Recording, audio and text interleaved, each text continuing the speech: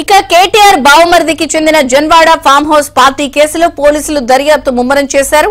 కేసులో నిందితుడిగా ఉన్న విజయ్ మద్దూరికి లుకౌట్ నోటీసులు జారీ చేశారు. రిపోర్టులో కొకైన్ డ్రగ్ పాజిటివ్ రావడంతో విజయంపై ఎన్డీపీసీ యాక్ట్ కింద కేసు పెట్టారు.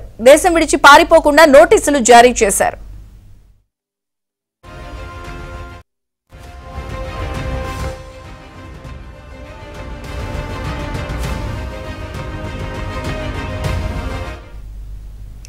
కేటీఆర్ బావమరిదికి చెందిన జన్వాడ ఫామ్ హౌస్ పార్టీ కేసులో పోలీసులు దర్యాప్తు కొనసాగుతోంది. కేసులో నిందితుడిగా ఉన్న విజయ్ మద్దూరికి లుకౌట్ నోటీసులు జారీ చేశారు.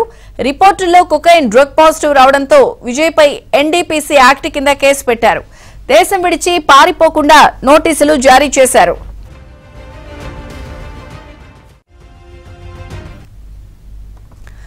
ఇక జన్వాడ ఫామ్ హౌస్ కేసులో దర్యాప్తు ముమ్మరమైంది.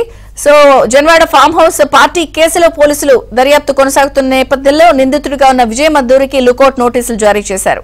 మరిన్ని వివరాలు మా ప్రతినిధి శశి అందిస్తారు. శశి, రాష్ట్రంలో సంచలన రేపిన జన్వాడ ఫామ్ హౌస్ కేసులో పోలీసుల దర్యాప్తు ముమ్మరం చేశారు. ఇప్పటికే ఈ కేసులో రాజపాకాలను విచారించారు. మరోవైపు విజయ్ మద్దూరిని కూడా విచారించారు. అయితే ఫామ్ హౌస్ లో దాడి చేసిన తర్వాత అందులో కొంతమందికి సంబంధించినటువంటి శాంపిల్స్ టెస్ట్ చేసినప్పుడు విజయ్ మద్దూరికి డ్రగ్స్ పాజిటివ్ వచ్చింది. ఆయన కొకైన్ తీసుకున్నట్టుగా పోలీసులు నిర్ధారించారు. అనంతరం కేసు కూడా నమోదు చేశారు. ఈ కేసులో A1 గా రాజపాకాలను చేరుస్తూ A2 గా విజయ్ మద్దూరిని చేర్చారు. మరోవైపు ఎన్డీపీఎస్ యాక్ట్ కింద కూడా విజయ్ మద్దూరి మీద కేసు నమోదు చేశారు. మరోవైపు విచారణకు రావాలంటూ కూడా పోలీసులు నోటీసులు జారీ చేసినప్పటికీ 2 సార్లు ఆయన విచారణకు రాకుండా గైర్హాజరయ్యారు. 3వ కోర్టు అనుమతితో ఆయన విచారణకు వచ్చారు. తన న్యాయవాదితో కలిసి విచారణకు వచ్చిన సందర్భంలో 4 సార్లు అతన్ని పోలీసులు విచారించి అతని నుంచి కీలకమైనటువంటి సమాచారాన్ని రాబట్టారు. అయితే ఈ ఫామ్ హౌస్ కేసులో విజయ్ మద్దూరి చాలా కీలకంగా ఉన్నారు కాబట్టి అతన్ని విచారిస్తేనే ఈ కేసుకు సంబంధించినటువంటి అంశాలన్నీ కొలిక్కొచ్చేటటువంటి అవకాశం ఉండడంతో అతను దేశం విడిచి వెళ్లిపోయేటటువంటి అవకాశం ఉన్నట్టు పోలీసులు భావిస్తున్నారు. అందుకు అనుగుణంగానే దేశం విడిచి పారిపోకుండా ఉండేందుకు ముందుగానే లుకౌట్ నోటీసులు జారీ చేసేటటువంటి సందర్భం అయితే ఉంది. దీంతో